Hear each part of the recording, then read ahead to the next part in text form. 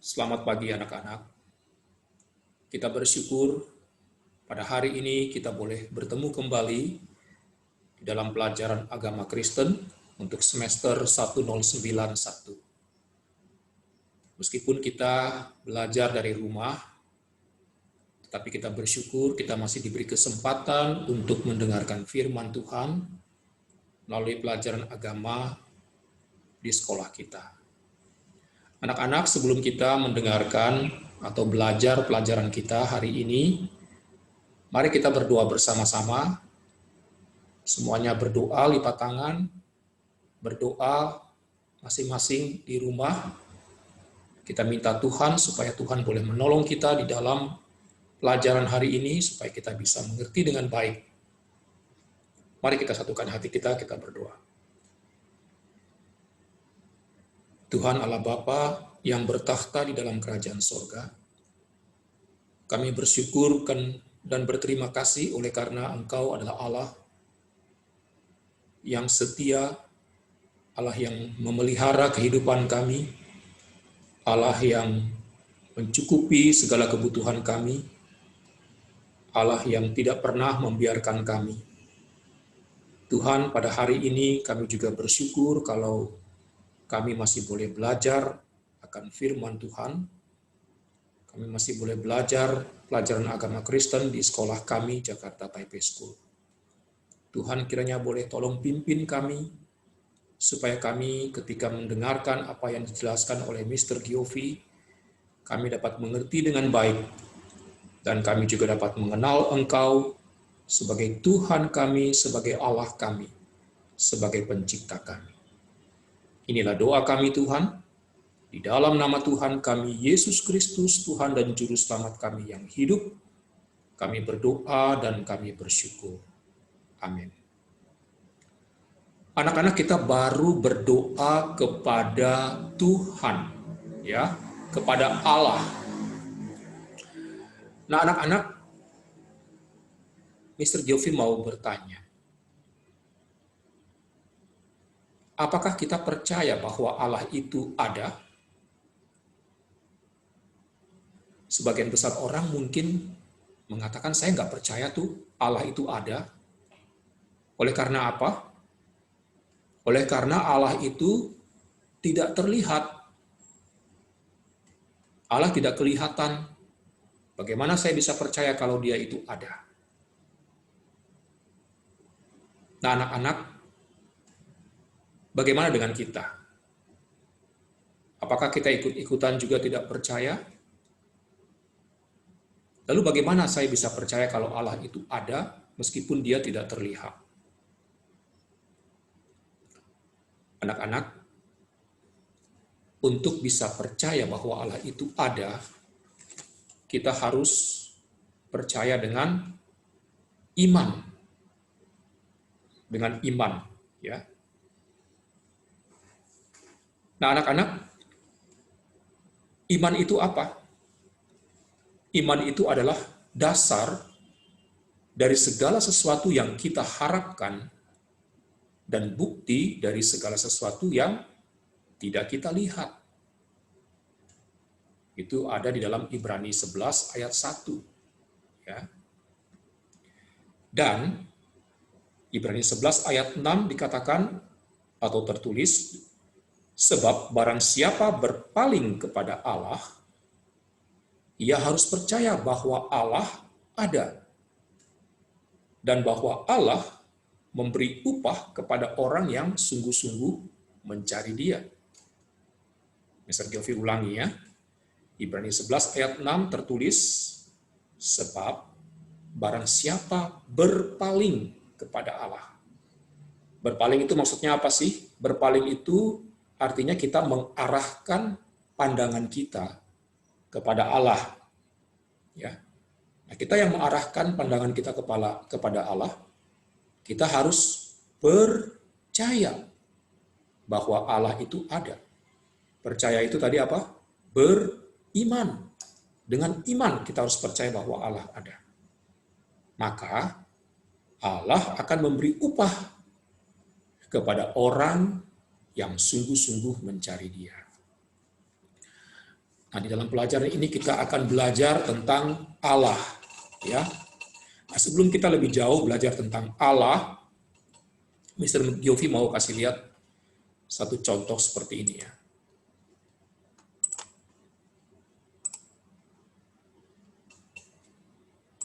Nah, kalian lihat di layar kalian masing-masing ya. Kita lihat di sini ada boneka sebelah kiri ya. Lalu di sebelah kanannya ada mobil-mobilan. Untuk anak-anak perempuan tentu boneka ini sangat lucu sekali, sangat bagus ya. Dan untuk anak laki-laki, mobil-mobilan ini juga adalah mobil-mobilan yang sangat bagus ya. Dia bisa, ini mobil kerek, dia bisa menarik mobil-mobil yang mogok. Boneka maupun mobil-mobilan ini adalah mainan ya, mainan. Nah, pertanyaannya, siapa yang membuat mainan-mainan ini? Ya, pasti kita tahu semua. Yang buat adalah tentu manusia atau orang ya, atau tukang mainan. Ya, seperti ini. Ini di suatu pabrik mainan atau satu pabrik boneka, orang-orang mereka sedang membuat boneka. Ada yang bagian pasang kepalanya, tangan, kaki, dan ada yang kasih baju dan sebagainya begitu ya. Nah, semua yang buat mainan-mainan ini atau boneka ini adalah manusia begitu ya. Nah, lalu pertanyaannya, kalau gitu siapa yang menciptakan manusia? Yang menciptakan manusia adalah Allah atau Tuhan Allah ya. Tuhan Allah yang menciptakan manusia. Lalu kalau gitu Tuhan Allah diciptakan oleh siapa? Ini pertanyaan yang salah. Karena Tuhan atau Tuhan Allah itu dia tidak diciptakan. Tetapi dia adalah pencipta. Bisa Giovi ulangi ya. Allah tidak diciptakan. Tetapi dia adalah pencipta. Dia sudah ada pada mulanya. Sebelum bumi ini ada, sebelum bumi ini terbentuk, Allah sudah ada sejak kekekalan. Allah itu tidak berawal dan dia juga tidak berakhir. Nah, kita sudah pernah belajar ya tentang penciptaan ya. 6 hari Tuhan menciptakan langit, bumi, dan segala isinya, dan hari ke-7 dia beristirahat. Kalau kita baca di dalam kitab Kejadian, pasalnya yang pertama, kita lihat Allah itu menciptakan segala sesuatunya. Dia waktu menciptakan, dengan cara apa dia menciptakan? Dia menciptakan dengan cara berfirman atau dia berkata-kata. Misalnya hari pertama ini ya, dia menciptakan terang ya. Jadilah terang. Lalu terang itu jadi enggak? Terang itu jadi. Oleh karena apa? Oleh karena dia punya kuasa dalam perkataannya. Loh, kenapa Tuhan menciptakan terang? Karena sebelumnya dunia itu dikatakan dunia itu belum berbentuk. Dan dunia itu kosong. Gelap gulita melingkupi bumi atau melingkupi jagat raya ini. Gelap gulita berarti tidak ada terang sama sekali, nggak kelihatan. Maka hari pertama Tuhan menciptakan terang. Berfirmanlah Allah, jadilah terang. Maka langsung terang itu jadi. Itu hari pertama. Lalu hari kedua, Allah menciptakan cakrawala. Cakrawala itu kita kenal dengan awan misalnya. Awan atau langit. Itu cakrawala. Lalu Allah juga menciptakan air di atas cakrawala dan di bawah cakrawala. Maka kalau seringkali kita mengalami hujan, itu berarti ada air di atas langit-langit itu. Lalu air yang di bawah langit, itu di mana? Di laut. Ya. Jadi Allah menciptakan cakrawala dan Allah menciptakan air di atas cakrawala dan air di bawah cakrawala. Itu hari kedua. Lalu hari ketiga Allah berfirman, jadilah daratan atau tanah yang kering untuk memisahkan lautan dan daratan. Maka harus ada tanah yang kering. Dan Allah juga menciptakan tumbuh-tumbuhan, tanaman-tanaman, baik itu tanaman hias, maupun juga tanaman-tanaman yang buahnya bisa dimakan, seperti pohon mangga, pohon jambu, pepaya, dan sebagainya. Itu hari ketiga. Hari keempat, Allah berfirman, atau dia menciptakan apa? Allah berfirman, jadilah benda-benda penerang untuk menerangi siang hari dan benda penerang untuk menerangi malam hari. Maka terjadilah matahari dan juga terjadilah bulan serta bintang-bintang. Bahkan juga planet-planet, ya, kita tahu ya, baik itu planet Merkurius, Venus, ya, planet bumi juga, Mars, Jupiter, Saturnus, Uranus, Neptunus, dan Pluto, serta planet-planet yang lain. Bintang-bintang itu tidak terhitung banyaknya. Kita tidak sanggup menghitung semua ciptaan-ciptaan Tuhan di langit itu. Lalu Tuhan berfirman di hari yang kelima, jadilah binatang-binatang di udara. Artinya apa? Burung-burung, segala jenis burung. Ya, begitu banyak segala jenis burung. Kita juga mungkin tidak sanggup untuk menamai ini, burung ini jenisnya apa namanya, burung itu jenisnya apa namanya. Lalu Allah juga menciptakan ikan-ikan di laut. Waduh, kalau ikan-ikan itu memang kita juga tidak bisa menamai ini ikan apa namanya karena terlalu banyak. Coba kalian kalau lihat di National Geography ya, atau Planet gitu ya, tentang Animal Planet gitu, itu luar biasa sekali ya. Ikan-ikan di laut itu jenisnya bermacam-macam. Kita tidak mungkin bisa sanggup melihat atau tidak sanggup untuk bisa menghitung atau memberi nama satu persatu karena terlalu banyak jenisnya. Tapi itulah yang diciptakan oleh Tuhan. Lalu hari ke-6, Tuhan menciptakan apa?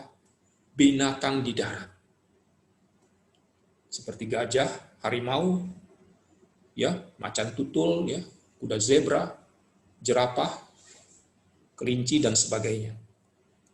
Dan yang terpenting adalah Allah menciptakan apa? Manusia. Pertama Allah menciptakan siapa dulu? Allah menciptakan Adam. Baru kemudian Allah menciptakan Hawa dari tulang rusuk Adam. Ya. Nah, di sini kita sudah lihat hari pertama, hari kedua, hari ketiga, hari keempat, hari kelima, hari keenam. Tuhan menciptakan semuanya ini. Lalu pada hari ketujuh, Tuhan beristirahat. Itu yang kita kenal dengan nama Sabat. Hari Sabat. Jadi Allah yang kita sembah, Allah yang kita berdoa kepadanya tadi, Dia adalah Allah pencipta. Dia tidak diciptakan. Ingat itu ya. Selain Allah itu adalah pencipta, Allah itu juga Dia adalah Maha Kuasa. Allah itu, Maha Kuasa itu maksudnya apa? Maha Kuasa itu Dia adalah Allah yang punya kuasa melebihi kuasa yang kita punya, gitu, manusia punya, gitu. Misalnya, Dia Maha Hadir, Maha hadir itu maksudnya apa? Pada jam ini, pada hari ini dia bisa hadir di sini. Tetapi pada jam yang sama, pada hari yang sama, dia juga bisa hadir di luar negeri. Misalnya di Amerika, di Eropa, di Afrika, dia bisa hadir juga secara bersamaan pada saat yang sama. Tapi kita bisa nggak? Hari ini kita lagi belajar sama-sama di sini. Lalu bisa nggak? Tahu-tahu kita udah ada di New Zealand misalnya. Bisa nggak seperti itu? Nggak bisa, ya. Apalagi dalam masa PSBB sekarang, lagi pandemi COVID, kita sulit untuk bisa pergi ke luar negeri, ya. Sulit untuk bisa naik pesawat. Tapi Allah tidak dibatasi oleh ruangan, tidak dibatasi oleh waktu. Oleh karena apa? Dia maha hadir. Nah, saya kasih contoh ya. Tadi waktu kita berdoa, kita minta pertolongan Tuhan, kita akan belajar. Lalu pada saat yang sama, di negara lain, di luar negeri, anak-anak Kristen juga sedang berdoa. Mereka juga minta pertolongan Tuhan. Mungkin ada anak-anak yang kesulitan, mereka mungkin tidak punya tempat tinggal yang layak gitu ya. Mungkin mereka juga tidak punya makanan yang cukup. Mereka berdoa juga minta Tuhan tolong mereka. Apakah Tuhan waktu kita berdoa di sini, Tuhan hanya hadir di sini, Tuhan tidak hadir di sana? Tidak ya. Waktu kita berdoa di sini dan ada anak-anak lain berdoa di negara lain, Tuhan hadir baik di sini maupun di sana. Kehadiran Allah itu apakah Tuhan hanya sebagian di sini, lalu sebagiannya lagi di sana? Tidak ya. Tuhan sepenuhnya hadir di sini, dan Tuhan juga pada saat yang sama sepenuhnya hadir di tempat lain atau di negara lain. Makanya dia dikatakan sebagai omnipresent, maha hadir. Ya, kehadirannya tidak dibatasi oleh tempat, tidak dibatasi oleh waktu. Allah bukan hanya maha hadir, tapi dia juga maha tahu. Artinya apa? Artinya, tidak ada satu perkara di dalam dunia ini yang Allah tidak tahu. Baik itu perkara besar maupun perkara kecil. Ya. Di dalam Mazmur 139 dikatakan, sebelum kita mengucapkan suatu perkataan, Allah sudah mengetahuinya. Bayangkan ya, sebelum kita ngomong sesuatu, Allah sudah tahu apa yang kita nanti mau omongin. Allah tahu apa yang kita pikirkan. Kalau Mr. Jovi atau papa mama kita nggak tahu kita lagi ngapain, lagi mikir apa. Tapi Tuhan tahu. Rambut di kepala kita, waktu jatuh, sehelai ke tanah, Tuhan tahu nggak? Tuhan tahu. Jumlah rambut kita, Tuhan tahu nggak? Tuhan tahu. Ya. Dan karena Tuhan Maha Tahu, maka tidak ada satu perkara yang bisa kita sembunyikan dari hadapan Tuhan. Dia adalah Maha Tahu. Kemudian Tuhan juga selain omnipresent, Maha Hadir, omniscient, Maha Tahu, dia juga adalah Allah omnipotent. Omnipotent adalah Maha Kuasa. Ya, dia berkuasa untuk menetapkan segala sesuatu. Dan apa yang sudah Tuhan tetapkan tidak bisa diubah oleh manusia. Misalnya, bumi yang kita tinggali ini itu berputar mengelilingi matahari. Maka kita bisa melihat terjadi apa? Pagi, ya. Lalu kemudian matahari naik, terjadi siang. Kemudian matahari mulai terbenam, terjadi sore dan malam. Kenapa bisa terjadi seperti itu? Itu oleh karena bumi yang kita tinggali ini mengelilingi matahari. Dia berputar mengelilingi matahari. Jadi ada pagi, siang, sore, malam. Kemudian juga kita mengalami apa yang namanya musim panas, musim kemarau. Apa yang namanya musim hujan. Kalau di luar negeri, musim salju, musim semi, musim gugur. Semuanya terjadi secara teratur, seperti ini, berulang-ulang terus-menerus. Oleh karena apa? Oleh karena Tuhan sudah menetapkan seperti itu. Tidak ada seorang manusia yang bisa mengubahnya. Jadi dia maha kuasa. Oke. Nah, tadi Mr. Giovi sudah sampaikan di awal bahwa Allah itu dia sudah ada sejak kekekalan. Oleh karena apa? Oleh karena dia adalah Allah yang kekal.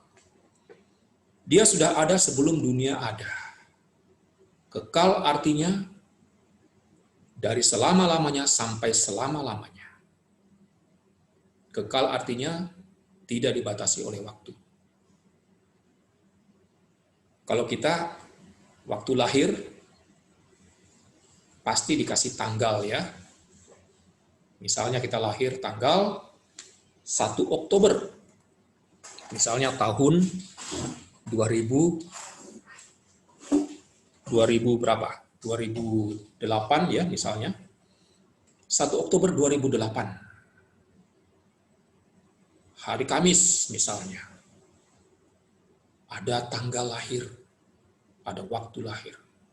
Lalu kita makin hari makin besar, kita dewasa, ya kita sudah berkeluarga, kita sudah tua, lalu kita meninggal.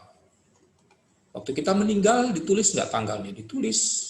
Misalnya, tanggal berapa kita meninggal? Umpama ya, kita meninggal tanggal 20 Juli. Tahun berapa? Tahun 2038 misalnya, atau 2078 misalnya ya, karena kita sudah tua. Nah, waktu kita lahir, waktu kita meninggal, semuanya ada waktunya. Ada tanggalnya. Itu menunjukkan bahwa kita ini sementara. Kita bukan kekal.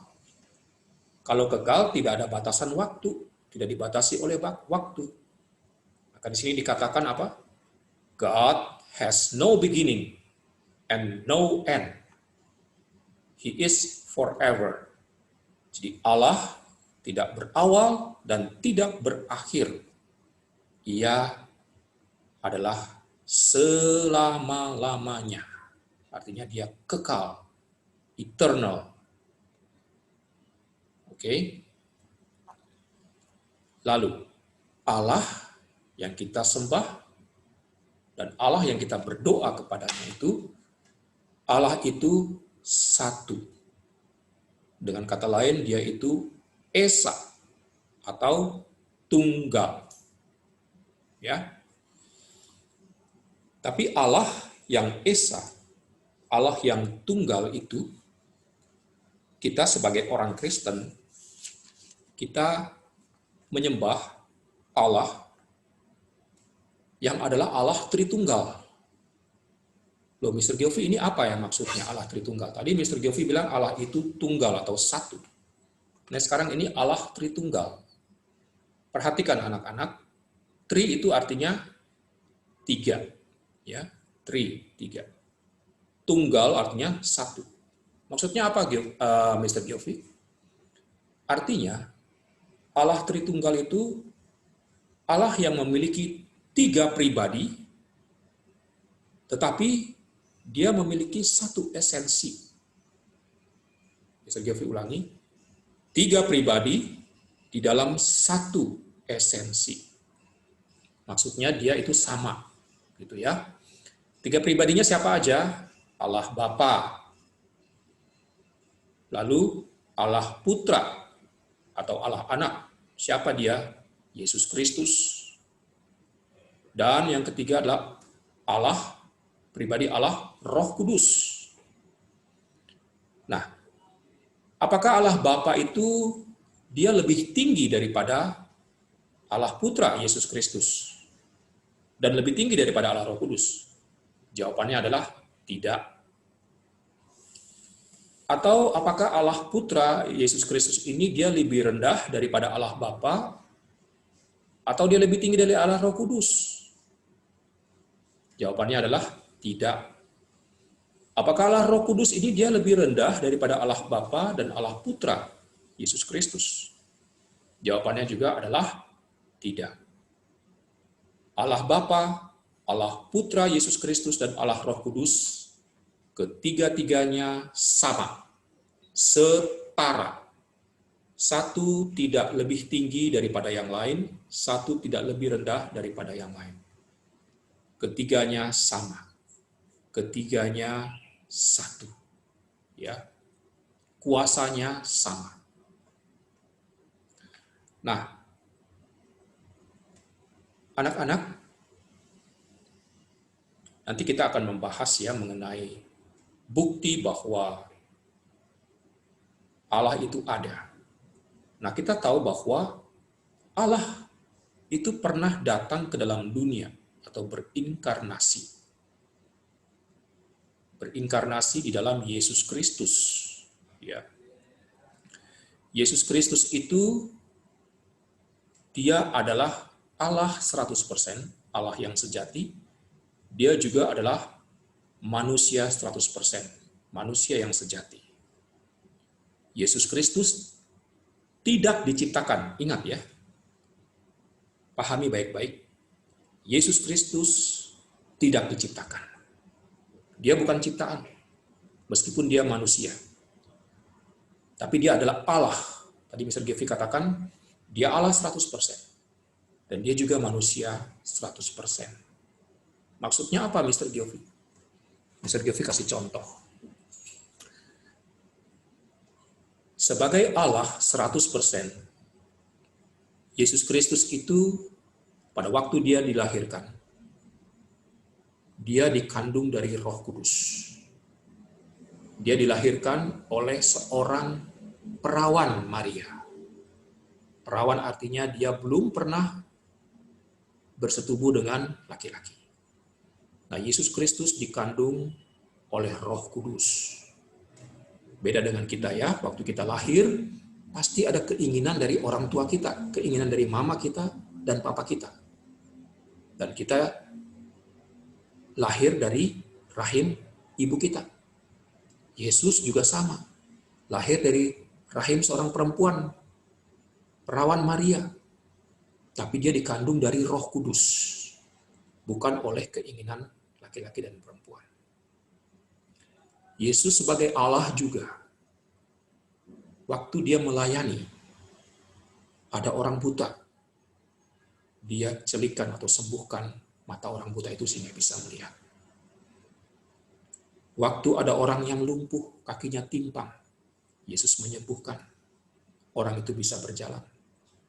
Waktu ada orang bisu, nggak bisa ngomong, Yesus sembuhkan, dia bisa ngomong.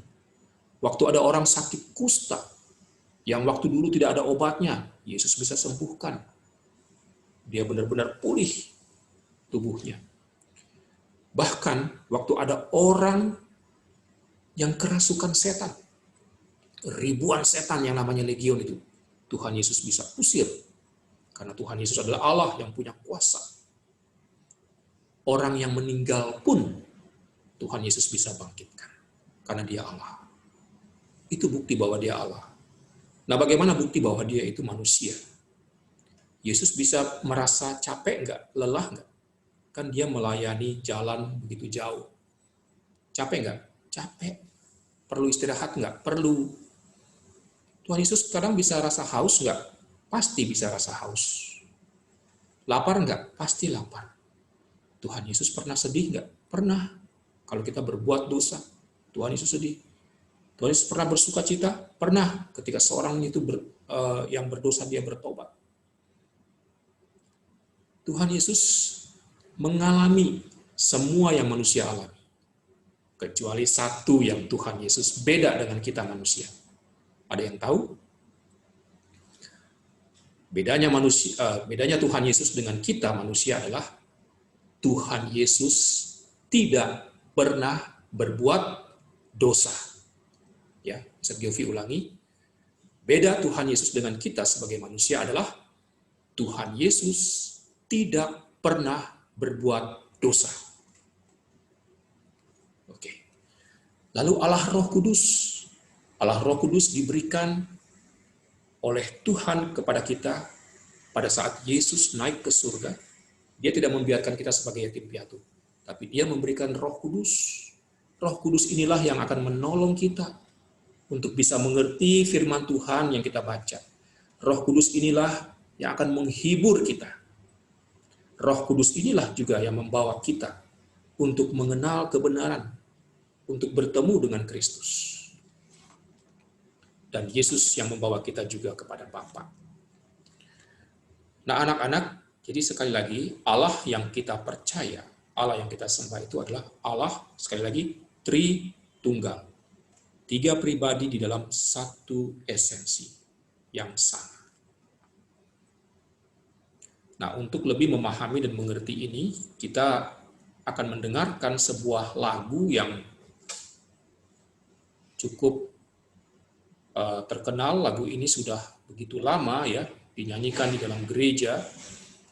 Dari dalam kata-katanya ini kita bisa lebih memahami bahwa Allah yang kita sembah itu adalah Allah yang satu, Allah yang esa. Lagunya adalah Hormat Bagi Allah Bapa. Coba kita dengarkan bersama-sama.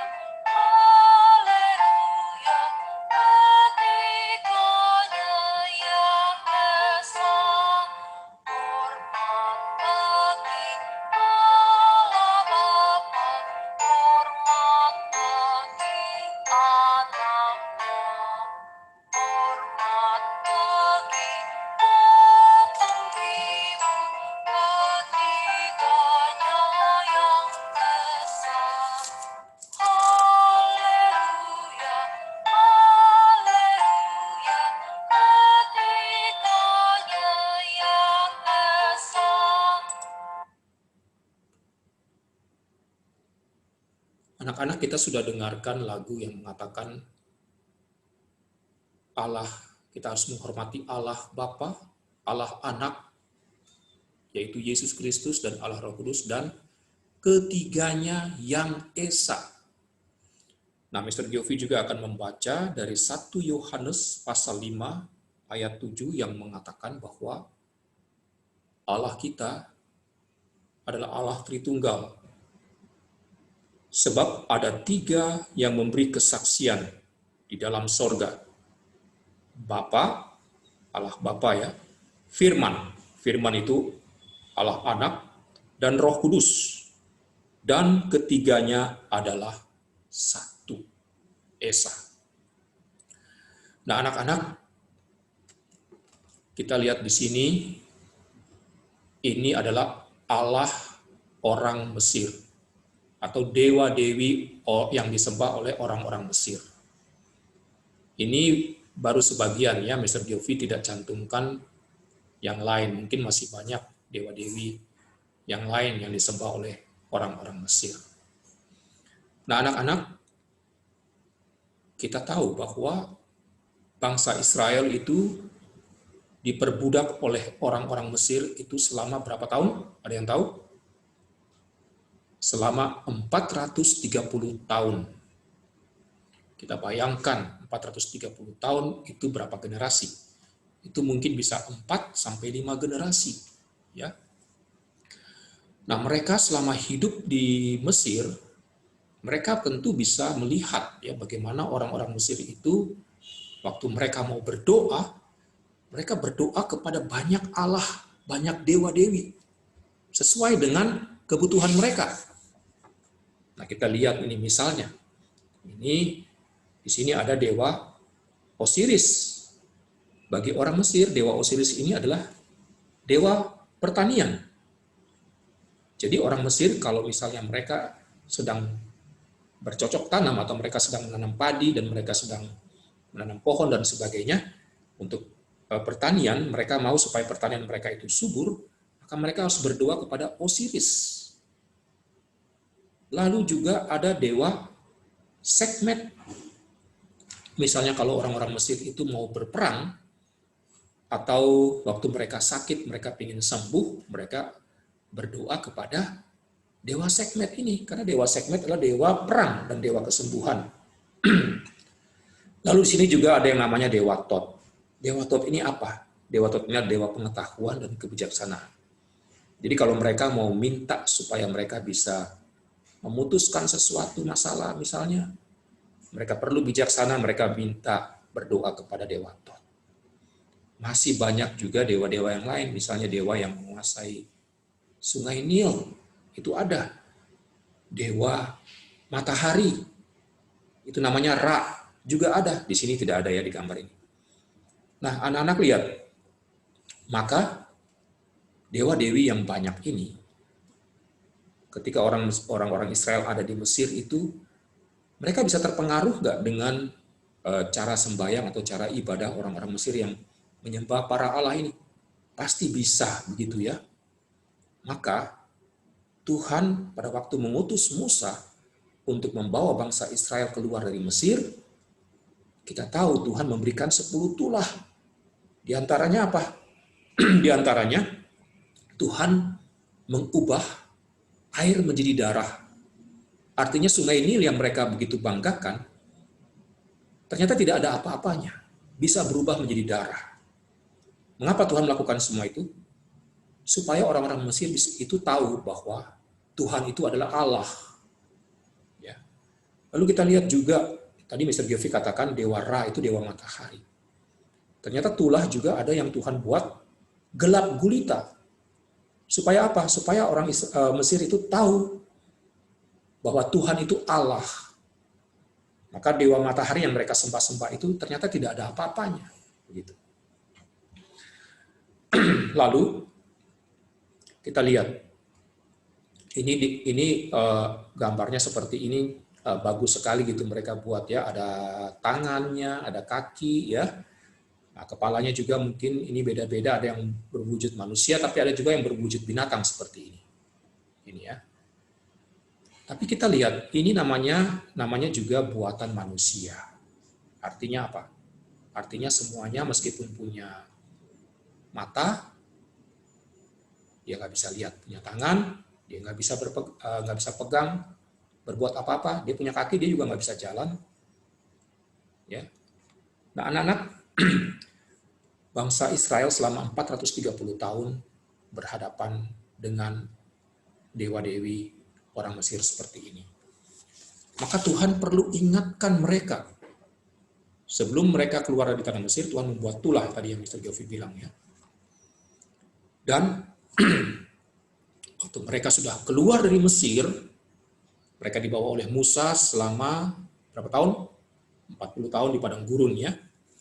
Nah, sebelum mereka masuk ke tanah perjanjian Kanaan yang Tuhan berikan kepada mereka, Tuhan berfirman kepada Musa untuk supaya disampaikan kepada bangsa Israel seperti ini. Dalam Ulangan 6 ayat 4 ya. Musa bilang, dengarlah hai orang Israel, Tuhan itu Allah kita. Tuhan itu Esa.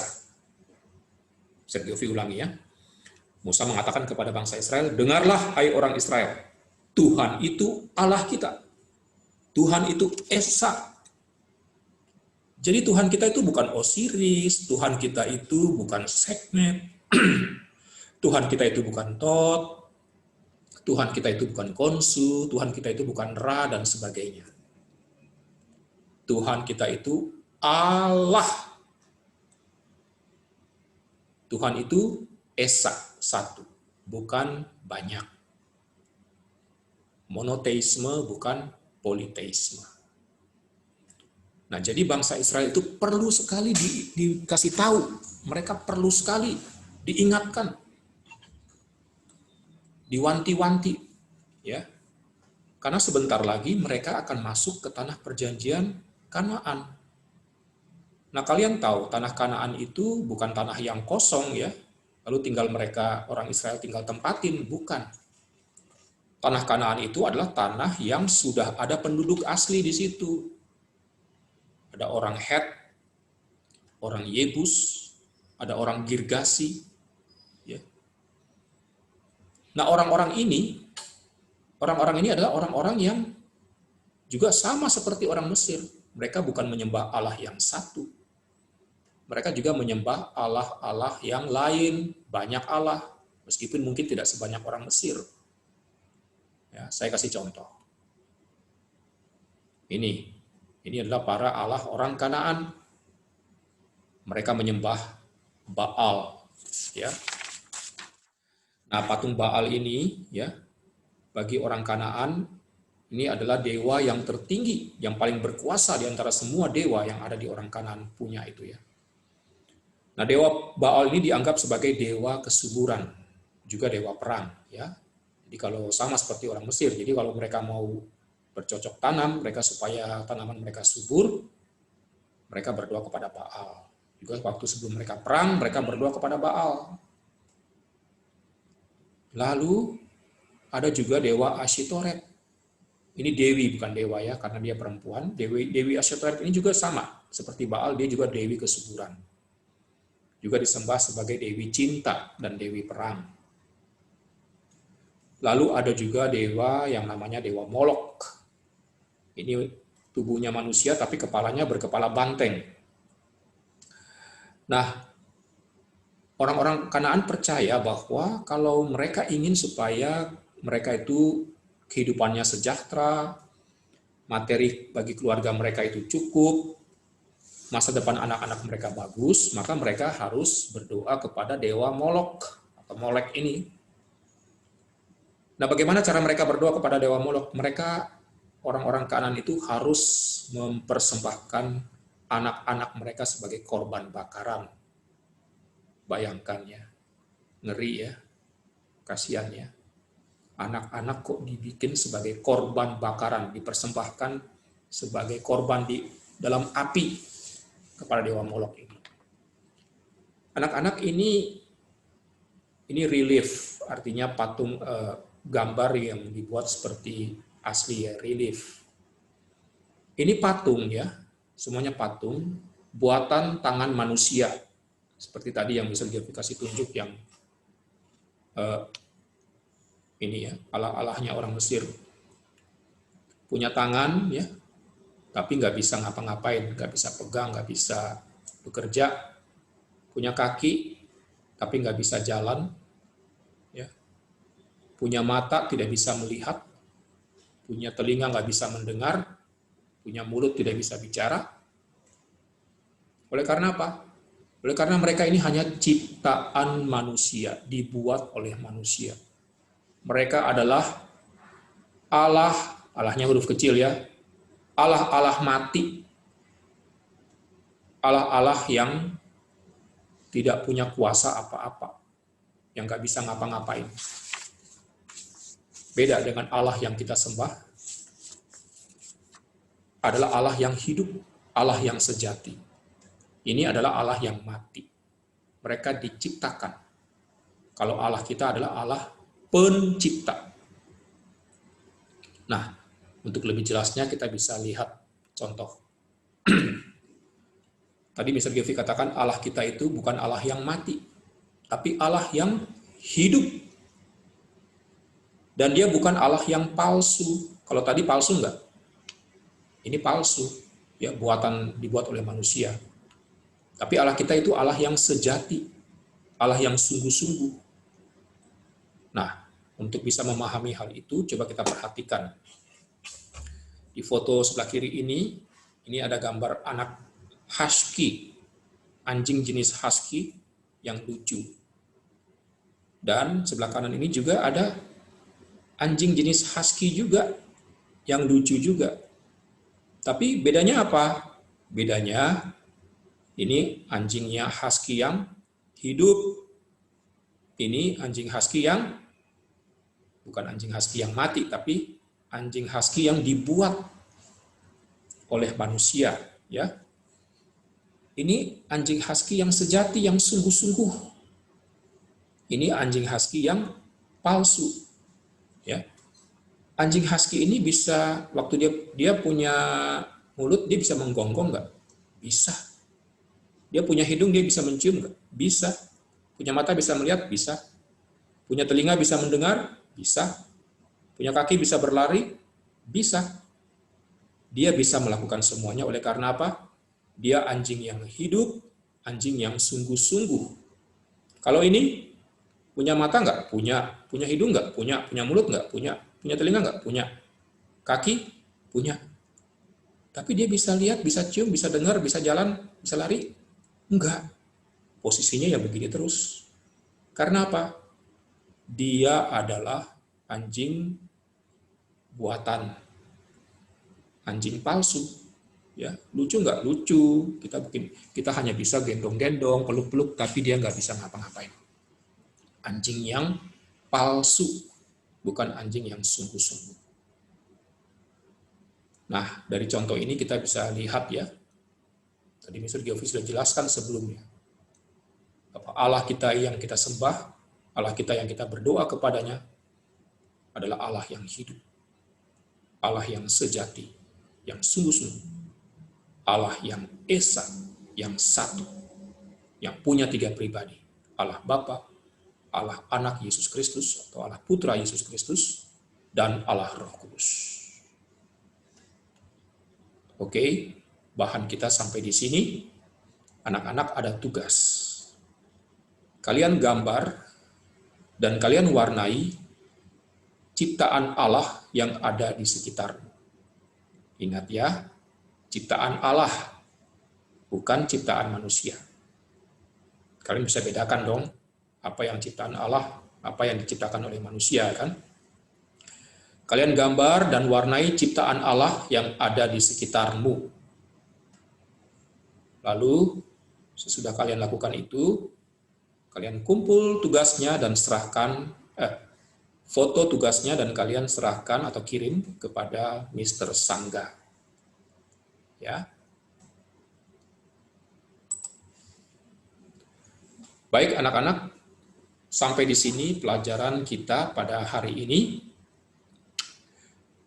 Kita berdoa, sekali lagi kita akan menutup pelajaran kita dan kita berdoa supaya Tuhan yang nolong supaya kita bisa mengingat, memahami, dan mengerti apa yang sudah kita pelajari bersama-sama.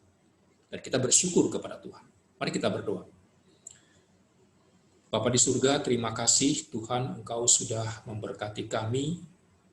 Kami sudah belajar banyak hal, melihat bahwa Engkau adalah Allah pencipta kami, Allah yang menciptakan alam semesta ini, Allah yang hidup, bukan Allah yang mati, Allah yang sejati, bukan Allah yang palsu. Tuhan tolong kami, supaya kami boleh hanya beribadah, hanya menyembah kepada Engkau saja. Tuhan dan Allah kami yang telah menebus kami, yang memiliki kami. Terima kasih Bapa untuk pelajaran pada siang hari ini. Di dalam nama Tuhan kami Yesus Kristus, kami berdoa dan kami bersyukur. Amin. Sampai ketemu untuk pelajaran berikutnya.